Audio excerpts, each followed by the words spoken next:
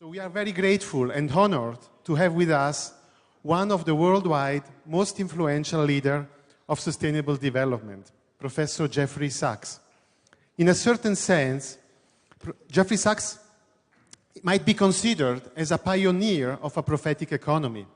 He's professor of economics at Columbia University, where he leads the Center for Sustainable Development. A special advisor to United Nations Secretary General Antonio Gutierrez, he has been strongly involved in the definition of the Sustainable Development Goals and previously of the Millennium Development Goals. It is really impossible to list all his merits and achievements. I would like to mention just the title of one of his bestsellers, the book The End of Poverty, that highlights his strong commitment in the fight against poverty. Moreover, together with John Halliwell and Richard Layard, Professor Sachs is the editor of the World Happiness Report, showing a way to engage the happiness science in the design of a more human and more sustainable path to economic development.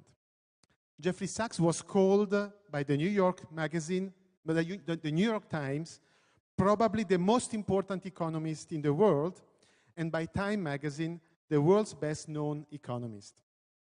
Professor Sachs will start our Congress with an opening address titled, I think is the right title, Why Do We Need a Prophetic Economy and What Needs to Change? And later on, he will answer 4 questions from the new generation. So Jeffrey, the floor is yours. Sorry, we have a short video just to see.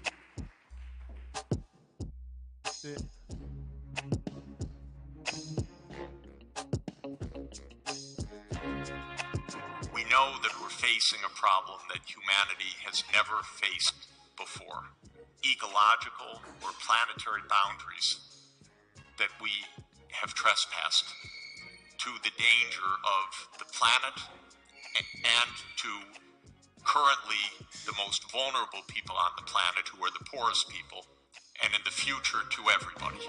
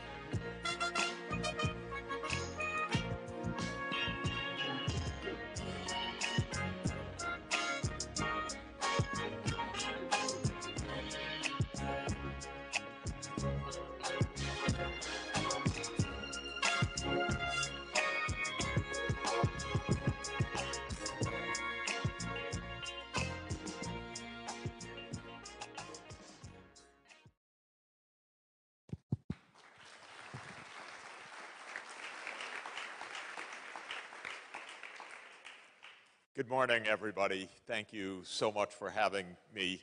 You could see from the video that what I do is I talk a lot. Wherever I am, I'm talking. So not very exciting maybe, but I hope I can help you in this wonderful, wonderful initiative, Prophetic Economy. Boy, when I got the invitation to come to the Prophetic Economy Conference, I said, of course, yes. What could be more exciting and visionary and inspirational and important? And I've never been to a conference in 40 years of being an economist with this title before, so I'm very, very excited. This is really an important idea. And thank you for all the young people here, because everything I'm going to tell you is your homework, because you're going to be the ones making the better future. And I'm going to hope I give some ideas of what we need to do and what we can do right now. Well, I'm going to start with a prophet. with Isaiah, because that sets the standard for prophecy. And what Isaiah said is very, very important for us. So I'll just read a little bit of Isaiah 2. That in the last days, the mountain of the Lord's temple will be established as the highest of the mountains. It will be exalted above the hills, and all nations will stream to it. Many peoples will come and say, "Come, let us go up to the mountain of the Lord, to the temple of the God of Jacob. He will teach us his ways so that we may walk in his paths. The law will go out from Zion, the word of the Lord from Jerusalem. He will judge between the nations and will settle disputes for many peoples. They will beat their swords into plowshares and their spears into pruning hooks. Nations will not take up sword against nation, nor will they train for war anymore." This is also the inscription just outside the United Nations, to beat the swords into plowshares and the spears into pruning hooks. It is our biggest challenge, ladies and gentlemen. The vision is our greatest guide. The biggest enemy of all that we want is war, and the spirit of hate, or the motivation of hate that gets us to destroy rather than to build. We really need pruning hooks. We don't need the spears. And we really need the way to find this path towards peace. And that, I think, is why we're here. Let me refer to another prophet, Micah, who gives us a good definition of what we should do. Because he says that he, the Lord, has shown you, O mortal, what is good. What does the Lord require of you? To act justly, to love mercy, and to walk humbly with your God. This is a good working guide for us. It's not a list of 83 things to do. It's 3 big ones. Act justly, love mercy, and walk humbly with God.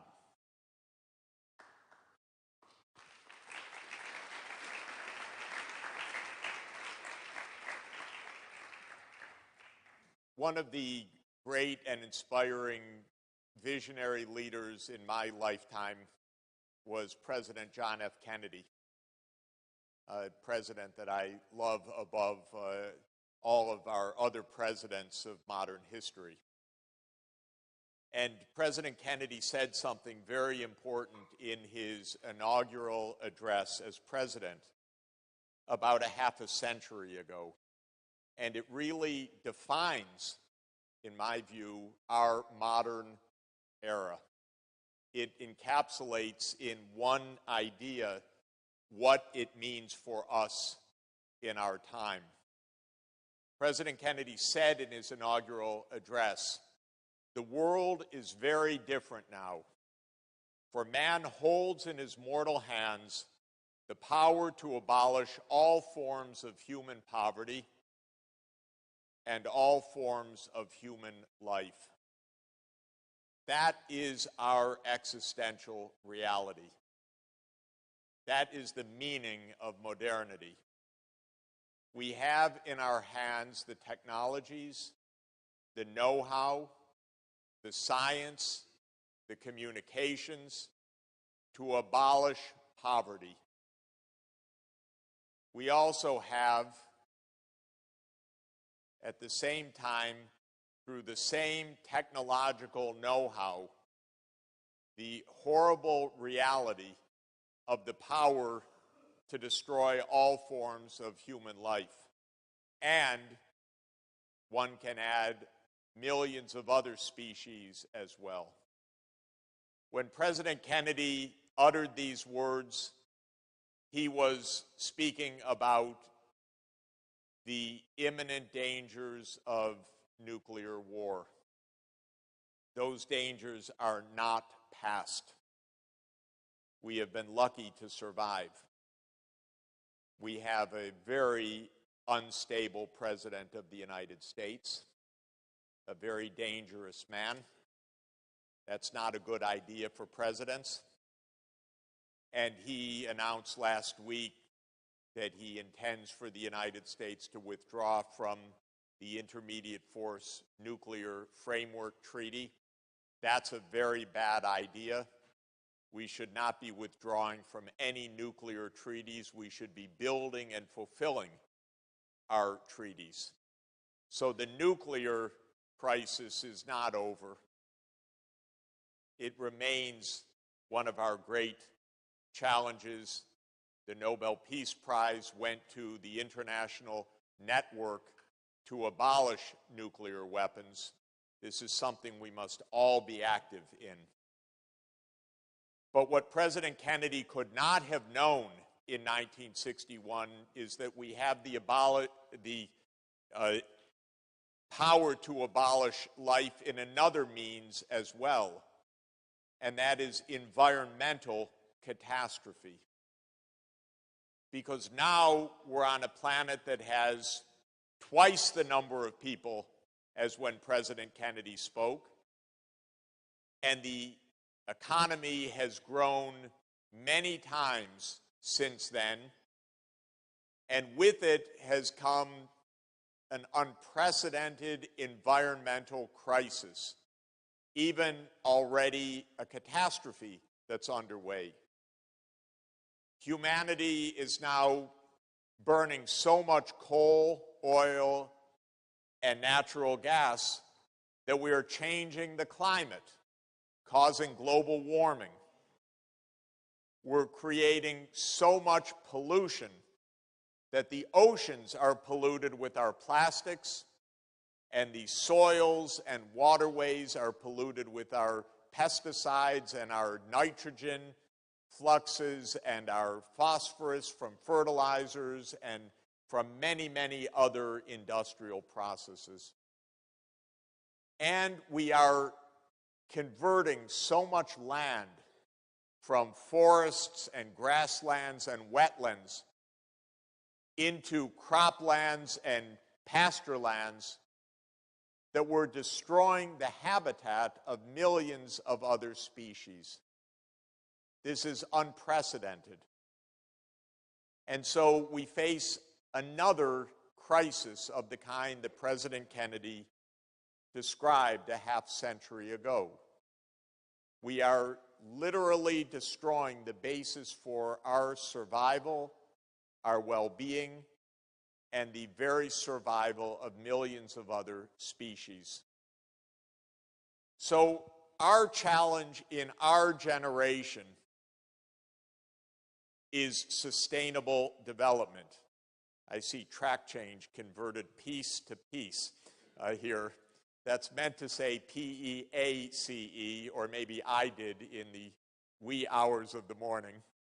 But our challenge of sustainable development is to abolish poverty, to meet human needs, to end the violence of social exclusion when people can't participate because they're girls and women, because they're minority groups, because they're refugees, and they're kept outside of society.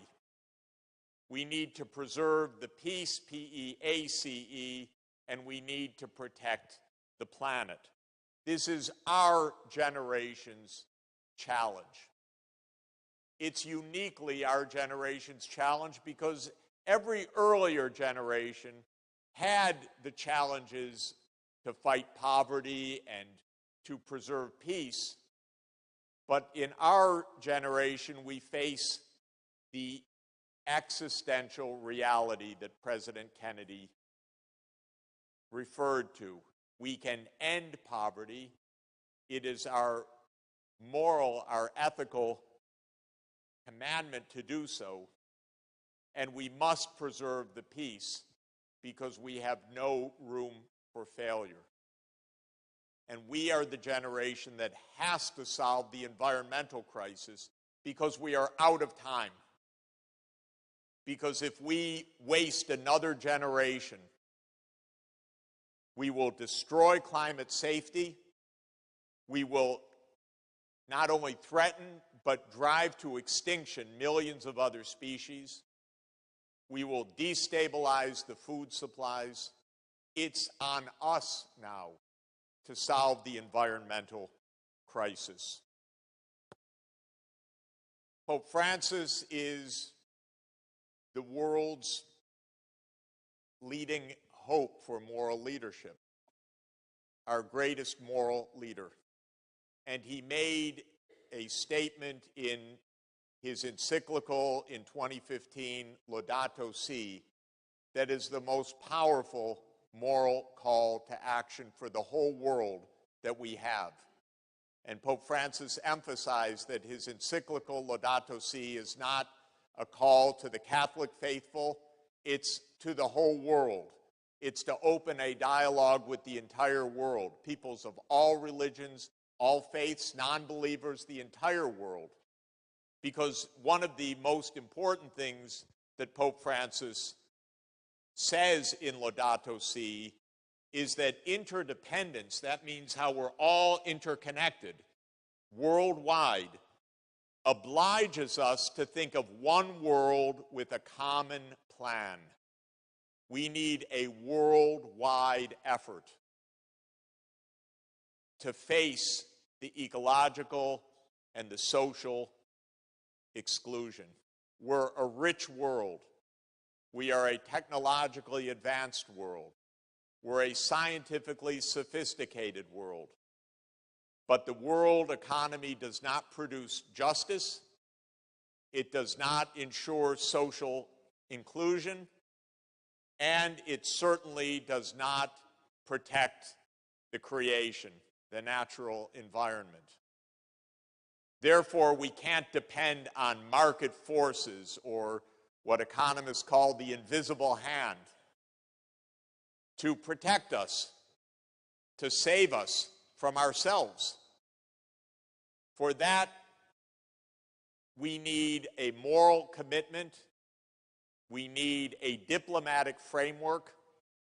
We need a common plan for the world.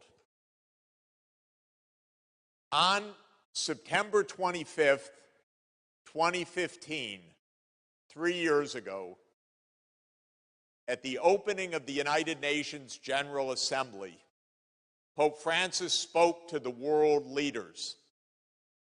He told them of their moral responsibility. He told them of the ultimate stakes that were involved. And at the end of his speech to the world leaders, the 193 governments of the United Nations adopted a common framework called Agenda 2030. And Agenda 2030 includes 17 sustainable development goals, the ones that are shown here.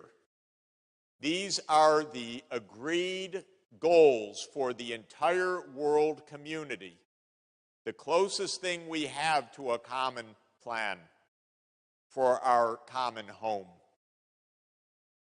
They call on the world to end extreme poverty, to end hunger, to ensure access to health care for every person on the planet, to ensure that every child, like the beautiful kids with us today, can get a good education, no matter if they're born in the poorest places of the world, no matter if they find themselves among the tens of millions of refugees and displaced people in the world today, that every child should have access.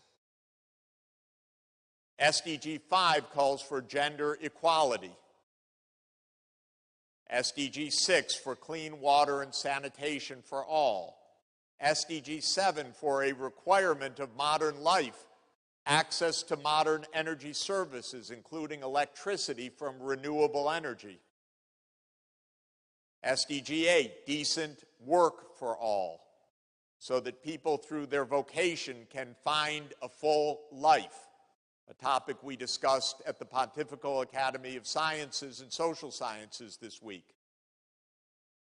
SDG 9, on modern infrastructure for all.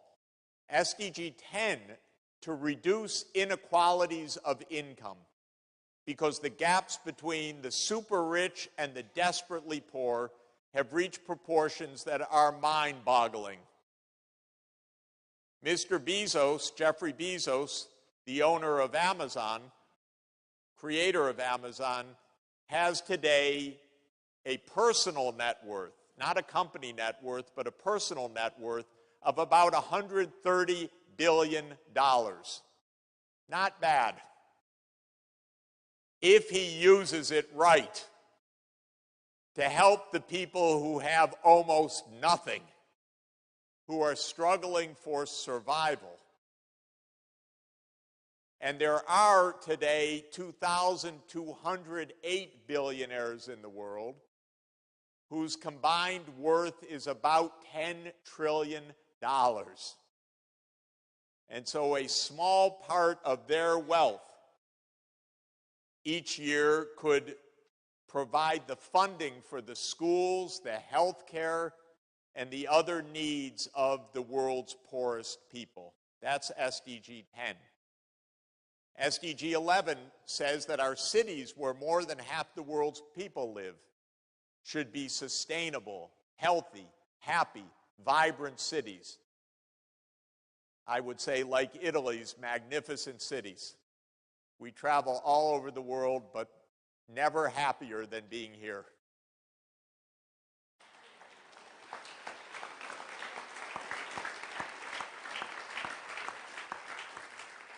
SDG 12 calls for responsible consumption and production. About a third of all the food grown in the world is lost to waste, either at the time of the harvest or what we throw out in our kitchens of food that has gone bad or hasn't been consumed. SDG 13 says, live up to the commitments of the Paris Climate Agreement. Stop the dangerous global warming. Convert from coal, oil, and gas to wind and solar and hydro and other zero-carbon energy sources. Walk, bicycle, ride public transport, or ride in electric vehicles. This is the future that we need. SDG 14 is to protect the oceans and the marine ecosystems. And SDG 15 is to protect the land or the terrestrial ecosystems. SDG 16 calls for peace and the rule of law, and to stop the brazen corruption that is in my country out of control. In the United States, billions of dollars will have been given this election to politicians for their campaigns. Who do you think calls the shots in the United States? Billionaires. That's how come we have such a disastrous government right now. Because money speaks, not the people. So we need to reestablish the rule of law, not the rule of money.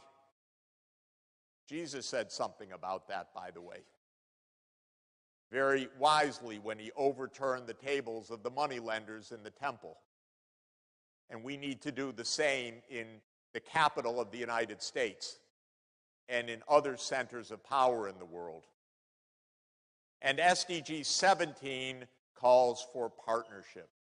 Partnership so that we work on these goals together. So what is required to achieve the Sustainable Development Goals? I will refer to one of my favorite guides. I like both of these gentlemen. You'll recognize Plato on the left and Aristotle on the right. I almost always like to visit them in the School of Athens when we're at the Vatican.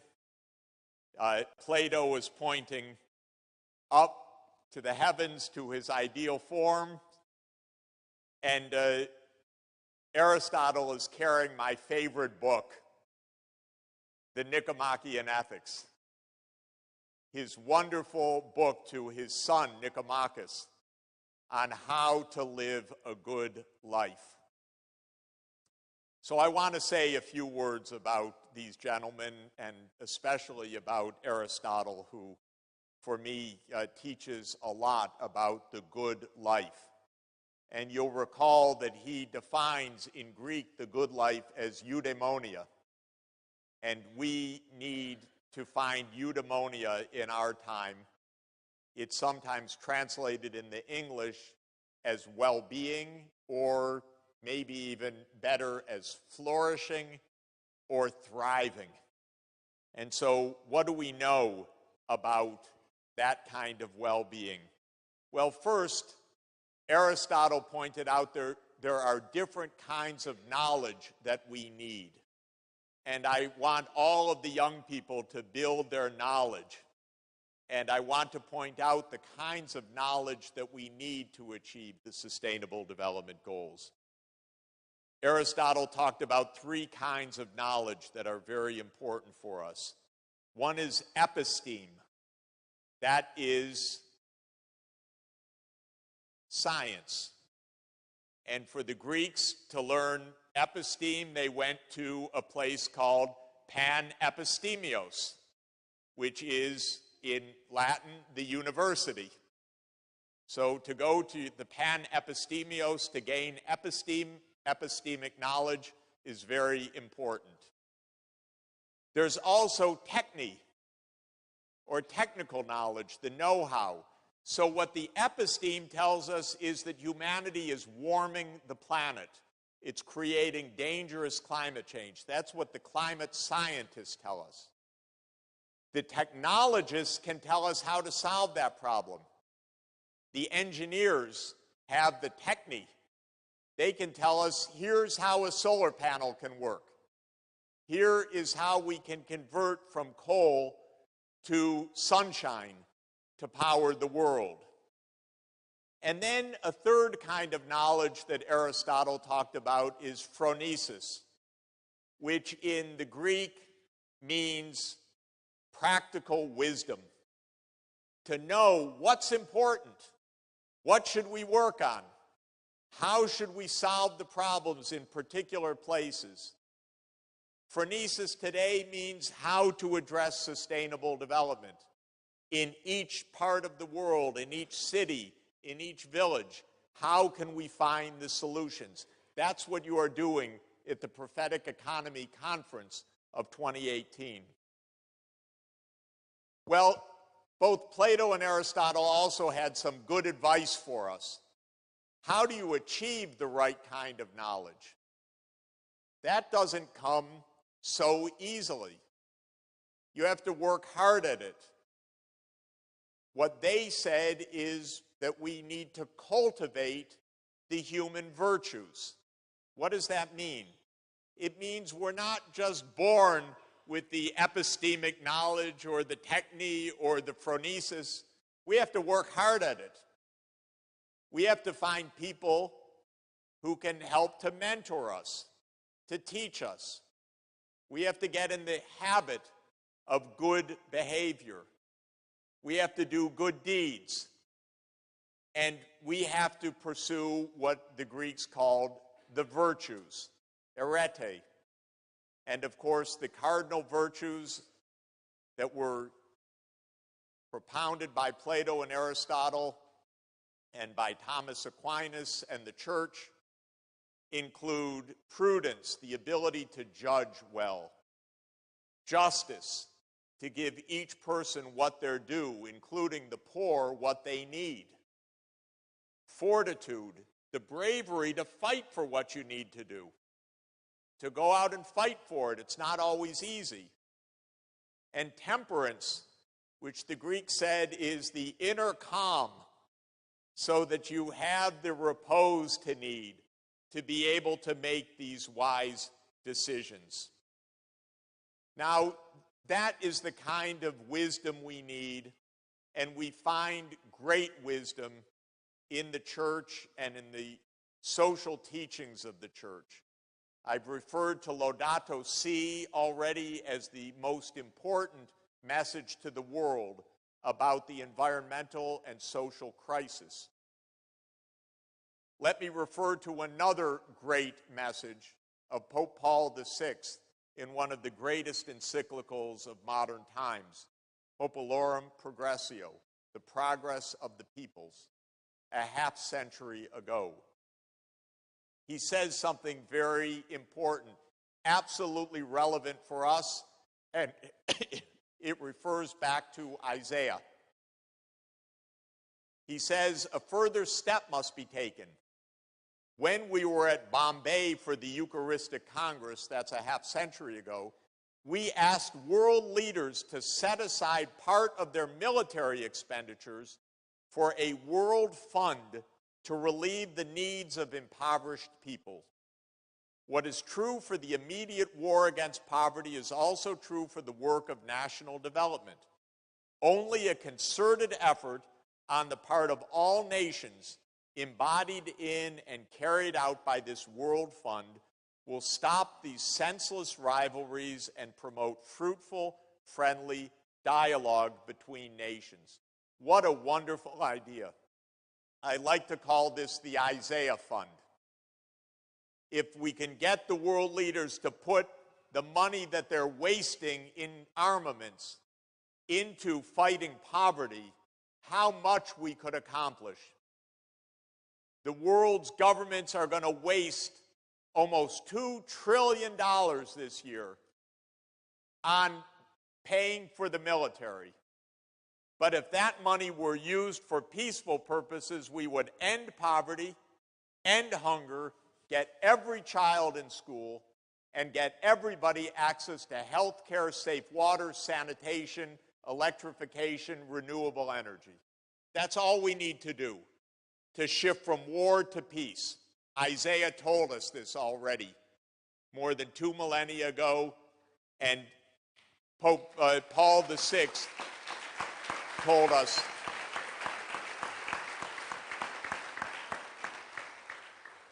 us a half a century ago. We're also starting a new movement that I would like you to become part of, called Move Humanity. It is similarly a call on the world's billionaires. You must do your part. You can't just buy big yachts, big mansions, fly to Mars, or whatever you think about. You have to solve problems on Earth, and specifically the Sustainable Development Goals.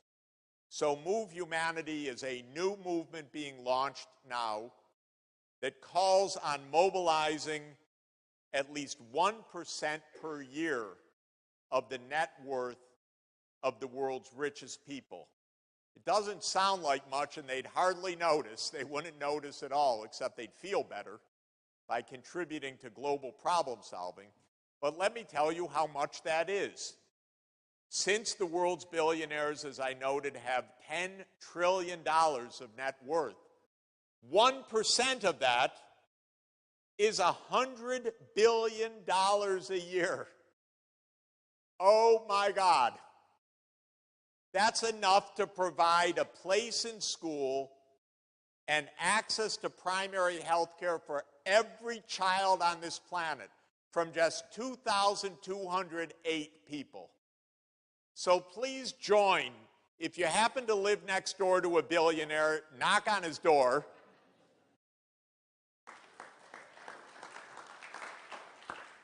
Or if you happen to know one, tell him Professor Sachs is going to reach him, because we're serious. It's time to end all forms of human poverty so that we avoid the disasters that otherwise will befall us. Let me close with finally with wise words of President John F. Kennedy as I started. Because not only did he define the real meaning of our time, but he lived through and helped us to find a way out of one of the most terrifying moments of human history, the Cuban Missile Crisis, which brought the world almost to nuclear war.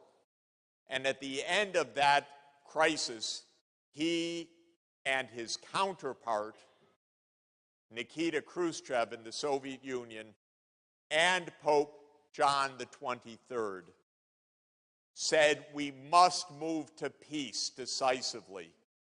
In the spring of 1963, Pope John the 23rd, though he was dying of cancer, said he would use every measure of his remaining strength to help make a way to peace. And he issued a magnificent encyclical called Pacem in Terris, Peace on Earth, telling governments you must behave according to a moral framework. And this compelling message helped President Kennedy and Nikita Khrushchev find the way to a treaty. President Kennedy spoke in June 1963, calling on Americans to reconsider their attitudes towards peace, because he said, all the world wants peace, so we should never believe that our counterpart is not human or doesn't want peace. We should always struggle to find the way to peace. And Nikita Khrushchev heard that speech and said, I want to make peace with that man. And they signed the Partial Nuclear Test Ban Treaty in Moscow in July 1963. And in speaking about peace, President Kennedy said something very, very important. Why it's possible to find peace for the world. And I just want to end with these words.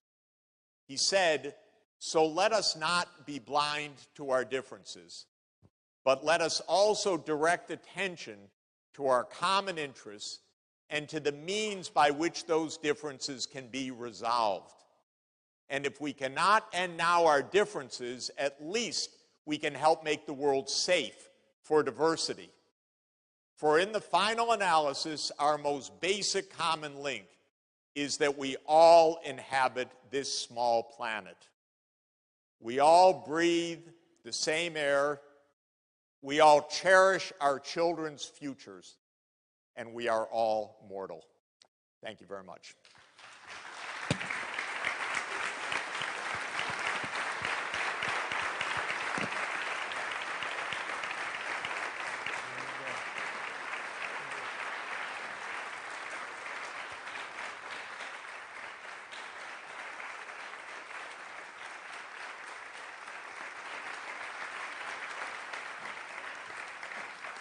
So Jeffrey, thank you so much for these inspiring words. But I think we have 20 minutes time to answer the very intelligent but also urgent questions of these guys. Who is taking the first question? You, okay. The question will be spoken in Italian, but you have the translation in your headset. Ciao, sono Luigi. Volevo chiederle, voi avete detto che noi abbiamo le più grandi ambizioni, sono alla nostra portata, ma lei davvero ci crede che possiamo oggi cambiare i sistemi economici dominanti che creano ingiustizia e disuguaglianza?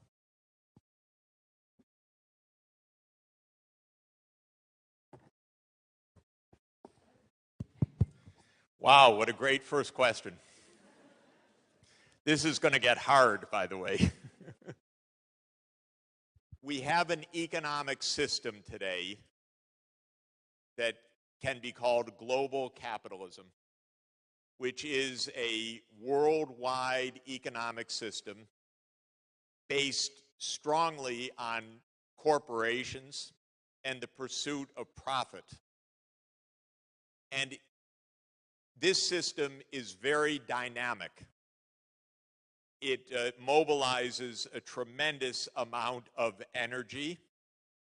It is based in many ways on greed. It leads to a tremendous amount of production.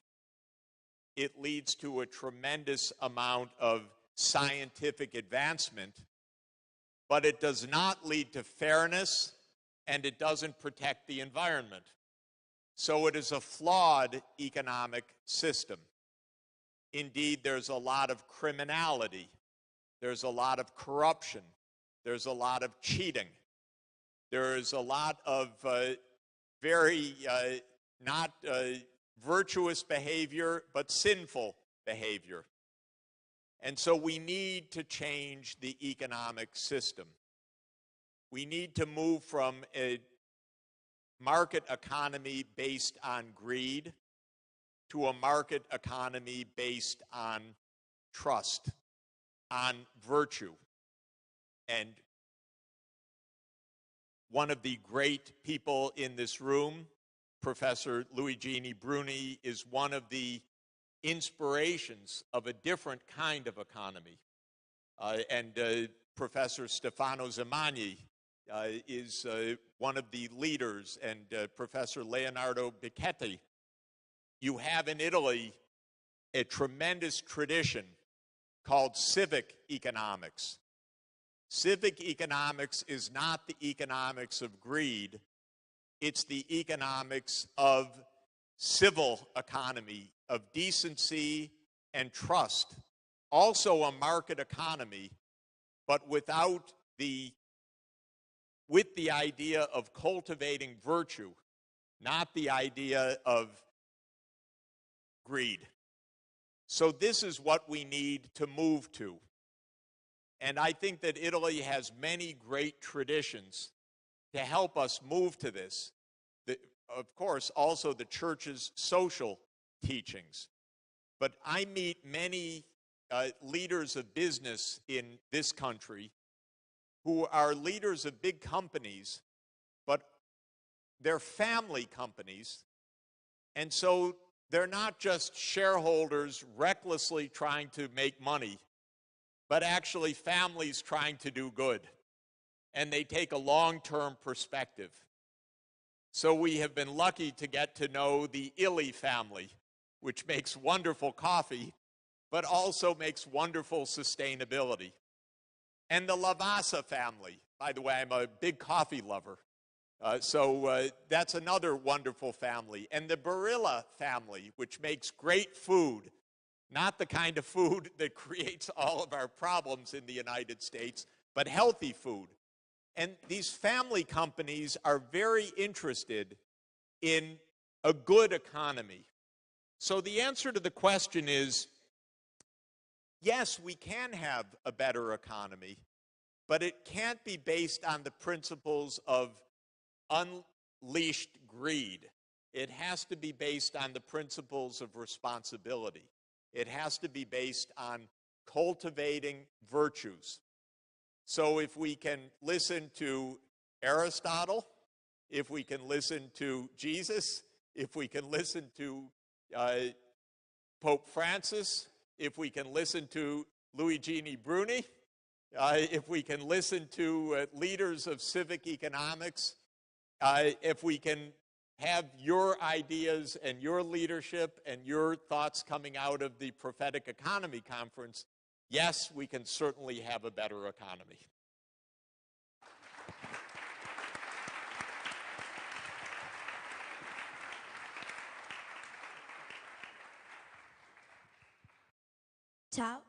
Ciao, io sono Sara e la mia domanda era: cosa possiamo fare noi ragazzi nelle nostre azioni quotidiane per eliminare le disuguaglianze tra ricchi e poveri?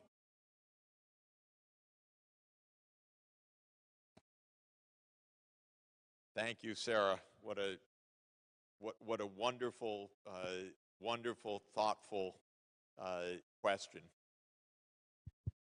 I think young people your age should start with the Sustainable Development Goals. And if you could go to your teachers next week and say, could we have a day to study the Sustainable Development Goals together? Maybe some of them will say, what are those? But then you'll tell them, the whole world agreed on those goals in 2015. Every country in the whole world. And then you can ask your teacher, do you know how many countries there are in the United Nations? And the teacher will say, no, I don't know. And you'll say 193. And every one of them agreed on the Sustainable Development Goals. So can we in our school have a day about the Sustainable Development Goals? And then our class can decide how we're going to contribute to them. Many things could be done. Maybe your school could put up a solar panel so that some of its electricity is coming from solar energy. Maybe your school could invite the mayor and ask the mayor, what can we do in our city to have more walking or more bicycling or more parks or more solar energy? And what can we do to help poor people in our community or maybe someplace else in the world? And one thing a lot of schools can do, which I would really like, is that you make a connection with a school in another country. And now you can get on Skype or a video or FaceTime and connect with the school maybe in Ghana or in Ethiopia or in some other place in the world, and the children can talk to each other. And the children can ask each other, how can we work together on a great project to fight poverty or to make the Sustainable Development Goals work? What are you doing in Addis Ababa? And they can ask you, what are you doing in Castel Gandolfo or in Rome? And you can compare notes and you can make a worldwide effort as well. So it's a tremendous question, and I think you can do a lot, and what you should do is do it together with your classmates, maybe a project in your city, a project in your school, a project in your community, or a connection with another school. And I hope I get to hear about what you come up with. And please tell your teacher that Professor Sachs says hello. Thank you.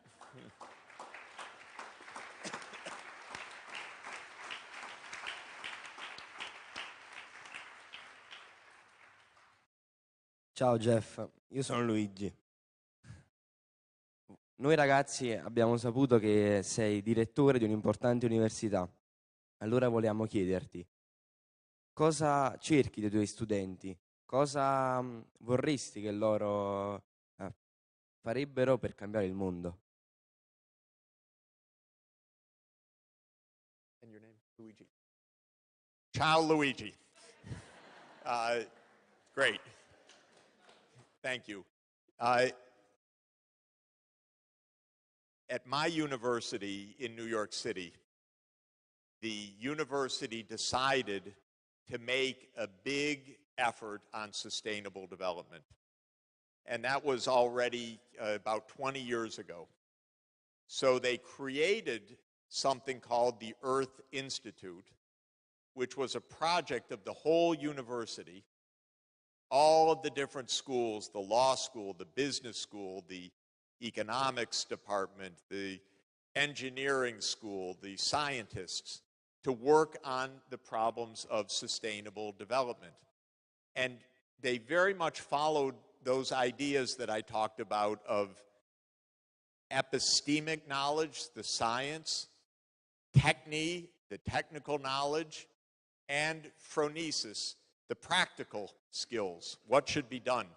So one of the things we did was we created new classes and new teaching programs. So now a student at the university, they have to choose what subject to study. They can now study the subject of sustainable development. 20 years ago, they couldn't choose that. But now they can make that their main point of study. And we introduced new classes and new teaching. And this is something I would say in any school, again, as I said to Sarah, ask your teachers, help us learn more about the Sustainable Development Goals. We want a class on this. We want a class on world poverty. We want a class on climate change, because those are the issues we face. So we want to know how to solve these problems. And that's what Columbia University did. My students often ask me, what should I study? Should I be an economist like you, Professor Sachs? Should I be an engineer? Should I be a climate scientist? What about being a lawyer? Should I be a doctor? Should I be a public health specialist? And my answer is yes. Any of them, all of them. This is an effort that requires so many different kinds of skills. And if you want to be a business person, good, as long as you are a sustainable business, a business that is aligned with the Sustainable Development Goals. That means that your products are healthy, that the way you produce them is sustainable, that you treat your workers fairly, that you treat your suppliers fairly, you treat your customers fairly, you pay your taxes, all of the good things of good citizenship. So the wonderful thing about sustainable development is there's so many different ways to get involved. But I do say, do get involved, because this is for everybody. It's really important. It is our challenge, and especially your challenge. And I have to apologize to the young people for my generation. We wasted so much time. I have to apologize for our president. Oh my God.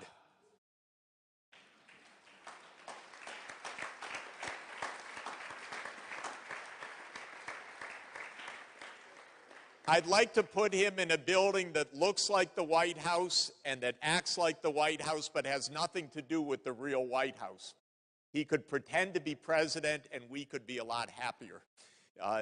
The truth is, we need all of you now to help figure this out. We wasted so much time, so many wars, so much stupidity, and now we need really smart, bright young people like you to say, okay, we're going to solve it. We're not going to make the same mistakes.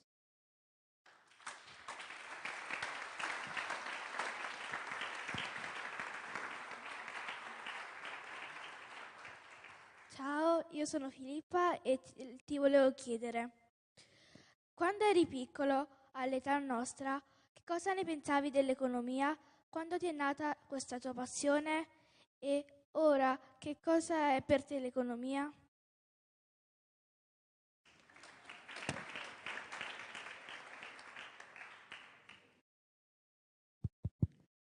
I dare say, when I was your age, I had no idea what economics was at all.